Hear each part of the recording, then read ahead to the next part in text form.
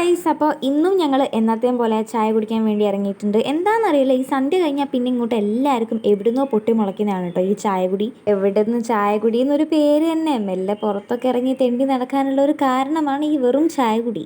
ചായകുടി എന്നൊക്കെ പറഞ്ഞിട്ട് നടന്ന് നടന്ന് ഞങ്ങൾ എത്തിയത് ചായപ്പീടിയിലൊന്നും അല്ല, ഒരു കഫേയിലാണ് കേട്ടോ.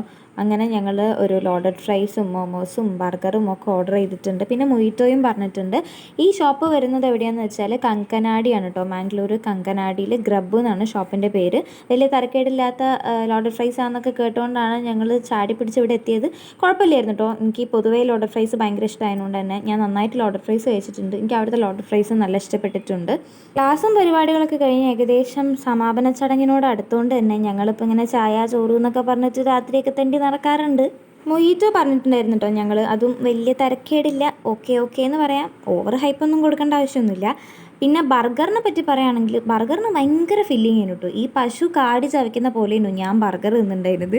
അത്രയും ഫില്ലിംഗ് ആയിരുന്നു. അങ്ങനെ തീറ്റയും കൂടിയൊക്കെ കഴിഞ്ഞിട്ട് അവിടെ തന്നെ കിടത്തവും ഇരുത്തമൊക്കെ പാസ്സാക്കിയിട്ടുണ്ട്. അങ്ങനെ ഏകദേശം ടൈം ആയപ്പോഴേക്കും ഞങ്ങളെല്ലാവരും മെല്ലെ സ്ഥലം കാലിയാക്കി കേട്ടോ. അപ്പോൾ ഇന്നത്തെ വീഡിയോ ഇത്രേ ഉള്ളൂ. അടുത്ത വീഡിയോയിൽ കാണുന്നവരെ ബൈ.